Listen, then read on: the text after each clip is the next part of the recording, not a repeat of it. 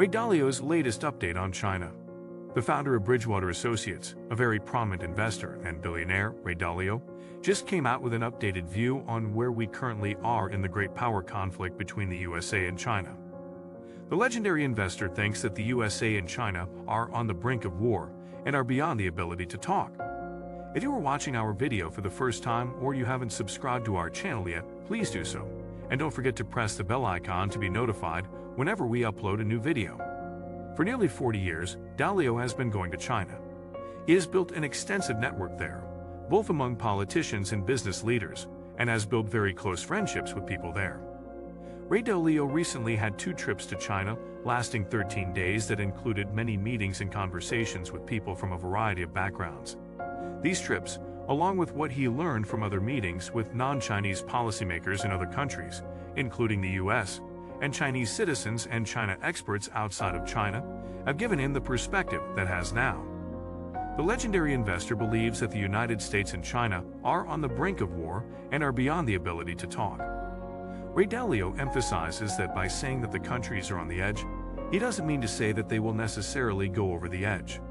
He means that they are very close to crossing red lines that, if crossed, will irrevocably push them over the edge into some type of war that damages these 2 countries and causes damage to the world order in severe and irrevocable ways, like Russia's invasion of Ukraine did for Russia and the world, but in this case much bigger. He says that while there are some tactical discussions aimed at preventing slipping over the edge into the war, on topics like how to deal with Taiwan President Xi's visit to the US, and both sides agree that these tactical exchanges are good things, there is growing belief that the unavoidable trajectory is toward war. Still, Ray Dalio thinks that the hawkish political influences in the United States will exert more pressure on the relationship over the next 18 months because of the emergence of the 2024 election season.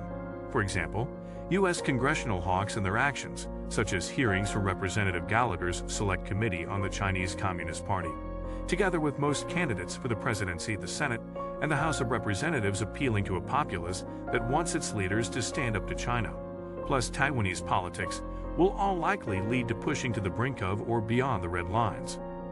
There are many red lines that will be pushed up against with brinksmanship over the next 18 months.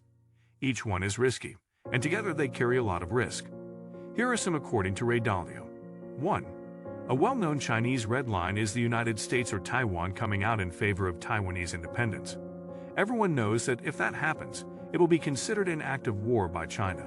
Looking ahead, there is a relatively high probability that the United States government in some form will come out in favor of defending Taiwan's separation from China militarily and will sell Taiwan lethal military equipment to do so. 2. China's dealings with Russia are leading the US and China to probe each other's red lines in this relationship. For example, which technology constitutes lethal military equipment isn't clearly agreed on because some equipment is dual use. There is also a debate in China about why it is acceptable for NATO to provide lethal military equipment to Ukraine, but not have China do the same for Russia. 3. Economic sanctions, most immediately around the US cutting off China's access to essential chips, is testing Chinese red lines. In response, for the first time, China is considering reciprocating with its own sanctions against American companies.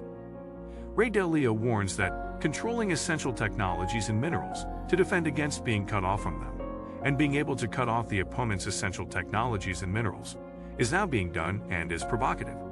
This self-reinforcing economic war intensification dynamic is happening in classic ways. It is leading to more onshoring and friendshoring, both of which are much less cost-effective and will reshape alliances. That is because virtually all countries are caught in the middle of the conflict.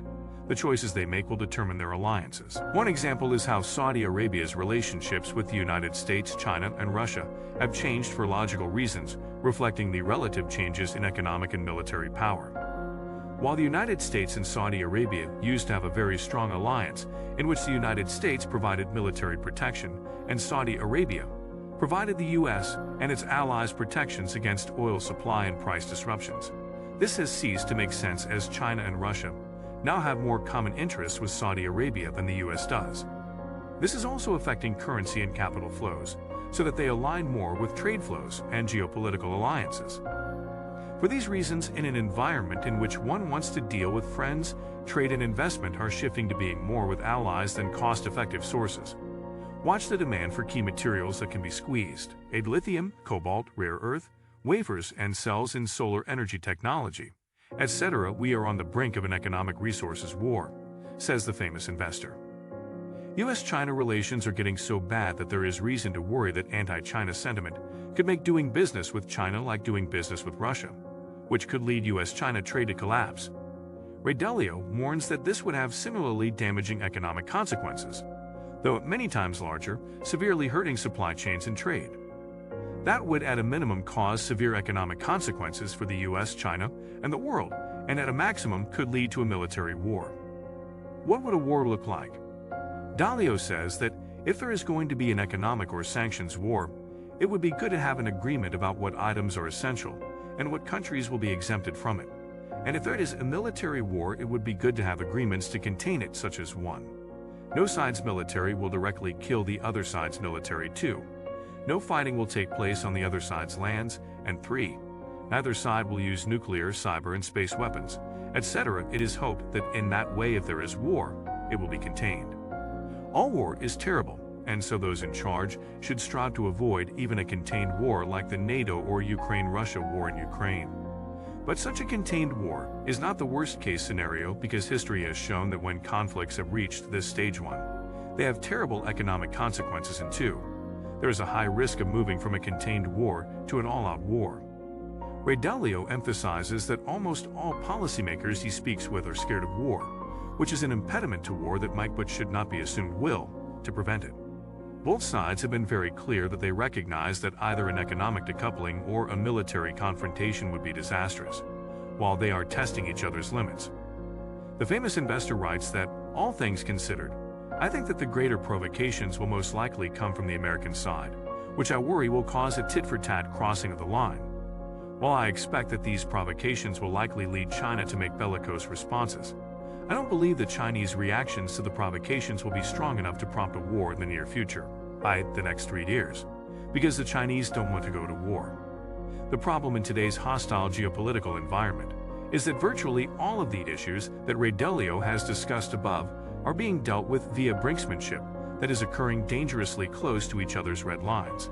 As Dalio puts it, this means that the United States and China are like two giants wrestling with each other 6 inches from the edge of a cliff, and threatening to pull others into this dangerous fight. What's your opinion about this? Please tell us in the comments section below this video. If you are interested in this topic, please subscribe to our channel. We will discuss more on Ray Dalio's views on this difficult situation in our next few videos. Until then, goodbye and peace.